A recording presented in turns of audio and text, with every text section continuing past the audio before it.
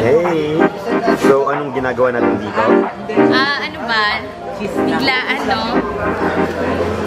Dahil nga napakagaling talaga ng product natin. Kasi nga talaga tumataas na yung demand sa Salveo Barley Grass. We want Salveo Barley Grass na mas marami pa siyang matulungang tao.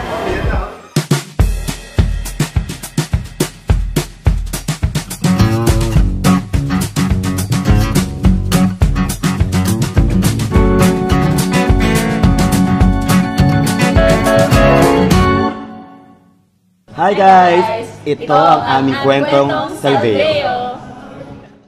Hello, welcome sa aming vlog about Salveo Barley. Para may gusto namin pag-usapan kung ano yung benefits ng Salveo Barley. Kasi usually, pag nasa office kami, super kwento kami kung ano yung benefit niya. Tapos kung ilan na yung natulungan ng Salveo. So, sobrang natutuwa kami. So at least ngayon, parang it's about time to share namin sa lahat yung experiences namin sa Salveo Barley. Yeah, so this is my super favorite drink. Yan. Salveo Barley Grass Juice. Ito, sobrang perfect itong pang detox kasi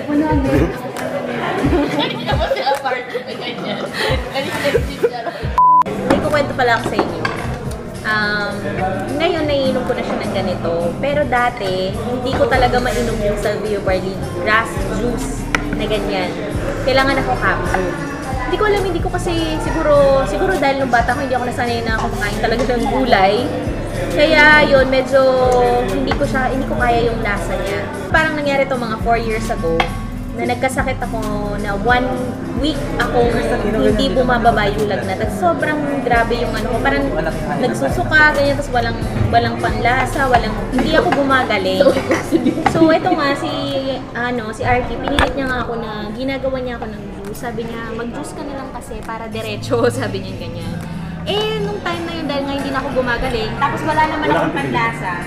So, wala, ininom ko na lang din. Tapos nagulat ako, kinabukasan bumaba yung lagnat ko.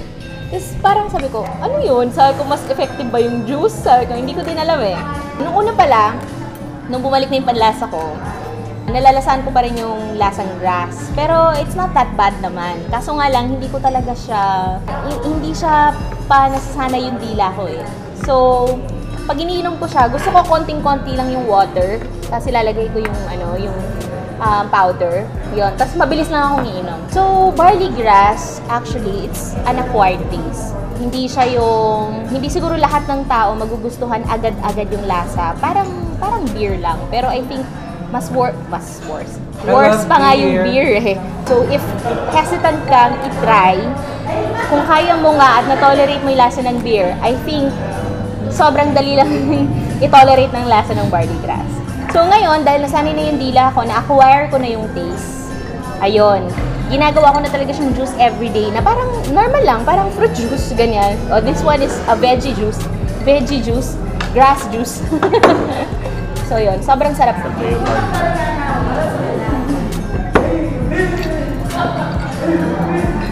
Ang sarap na talaga niya. So, pag nasanay ka na sa lasa niya, as in sobrang sarap na niya, as in hahanapin mo na siya. Kasi wala eh, talagang sobrang natural niya. Tapos yung Salveo Barley pa is super creamy ng lasa niya. Hindi ko nga alam saan nanggagalingan, maybe because it's super fresh. Kaya lasang-lasa mo yung freshness niya. Wala siyang aftertaste, wala siyang mapait. Kasi parang feeling natin pag kulay green, parang mapait yung lasa niya, diba? Pero ito ulit. Wala siyang ganung lasa. Ay, ang kwentong Salveo ko for today, actually, is I'm on fast.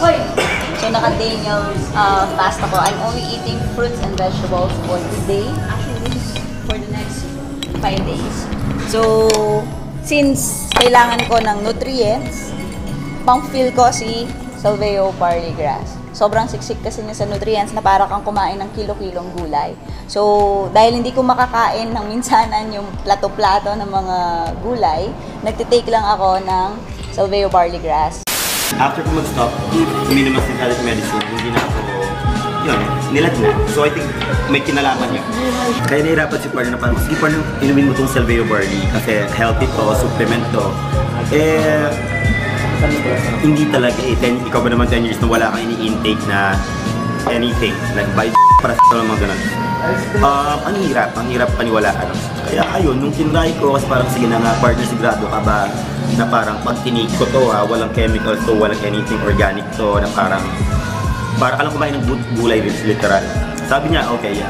Ako nagtiwala na lang ko. So, sa awa ng Diyos. So magaling. I'm healed because of Salveo Pearly Girls. So that was like 4 years ago, 4 diba? years ago. Oo. Tapos, ngayon... Ay, 4 years ago, like, ano ba, 2015? Ay, hindi, almost 5 years ago. Pero, Yeah. pinakasamari siguro ng kwento ko ngayon, sobrang tiwala ko sa Salveo Barley Grass. Na parang kahit kanino na lang, I recommend talaga. Kwentong Salveo ko kasi, una, kasi I'm still young, di ba? So, I'm still young. So, 38 ka na. I'm still young. So, wala akong nararamdaman mga sakit-sakit na ganyan. But, one day, isang araw. Di joke lang.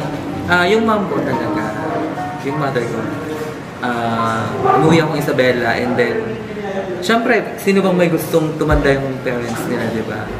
Tapos, nalaman ko na yung mom ko pala, meron siyang diabetes. Ayun. Tapos, nagtitake siya ng Galvus. Oh, wait. Bawal ba yan?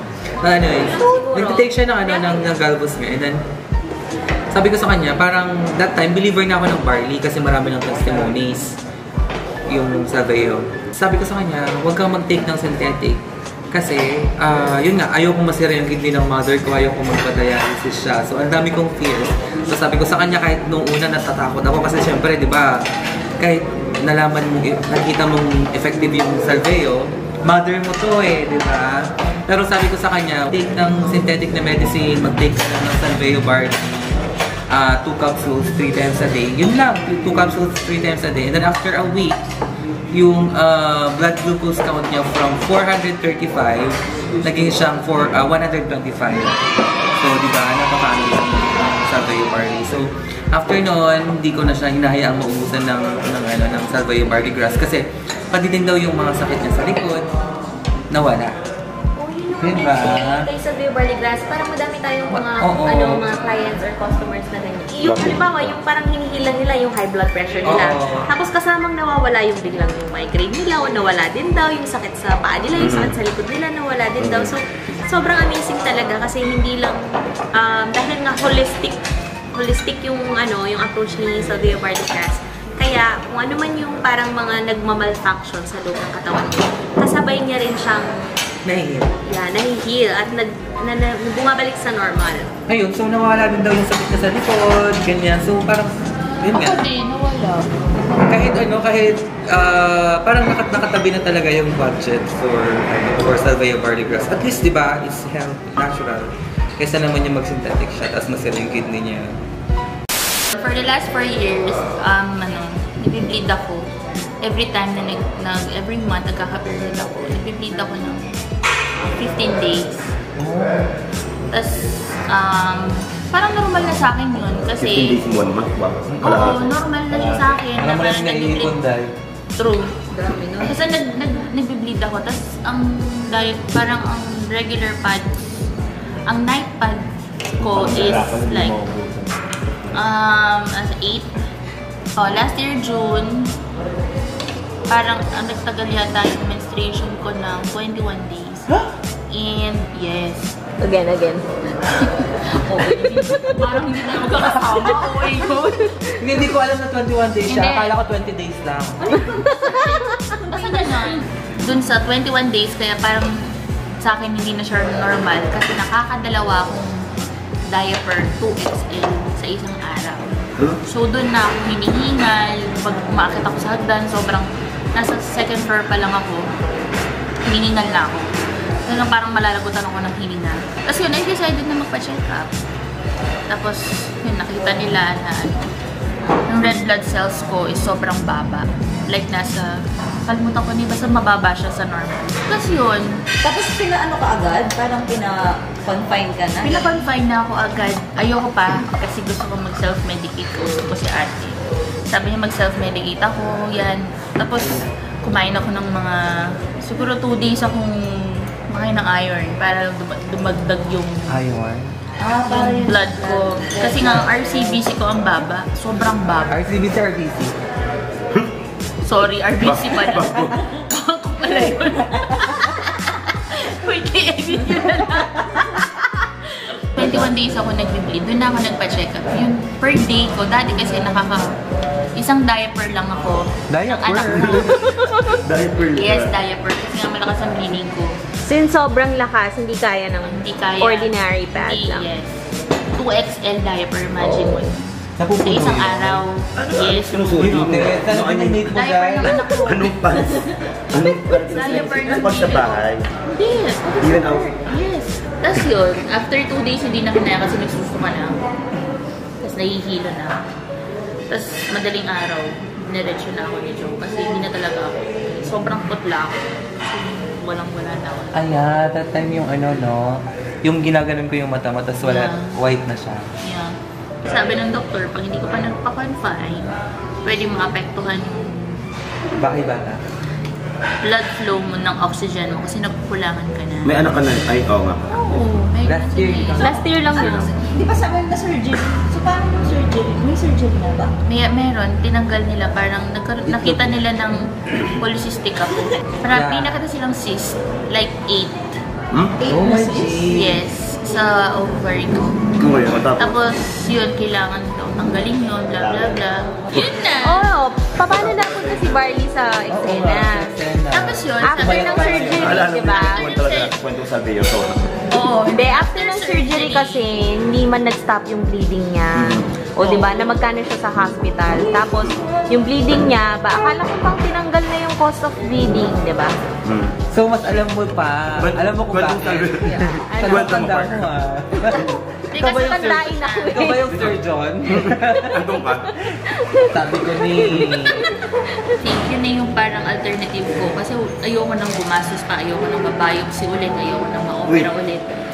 Doon yung turning point ko na okay, dito ko naiinumin si Barney. Hindi na ako nagtutugunan, parang yung diaper ko is regular pa. Doon ako na sabi ko siya, ang galing ng Barney Hindi. sa akin. So sure ka na dahil sa Barney ka lang? Yes, kasi wala akong ininom na gamot. Hindi ko ininom yung gamot na binigay niya Okay. sa akin. Kasi ang mahal. 98 pesos per So, feeling mo, capsule. kung hindi ka nag-Salveo Barney, How is it? baka Yeah, same pa din. Though, Baka bumalik na siya sa hospital. or na-biopsy na ako niya. Kasi nakasked ako for biopsy ulit. So, after mong mga surgery, ilan yung tinik mo? Nag-take ako ng 6 capsules 3 times a day. Ha? by 18. Ulit. Hindi sobra. Kasi nga parang dinagdagan ko siya.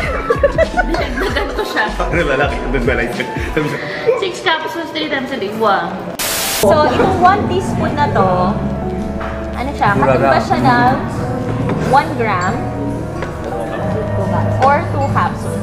Yan. So, kung gusto mo 1 capsule lang, like, dun kay baby, for example, magtitimpla ka lang ng para sa baby, huwag mo nang punuin ang kahit na half lang. Okay? So, para sa mga medyo natatakot, baka magkamali sa measurement, what if kumulang, what if sumobra, wala kayong dapat ika-worry.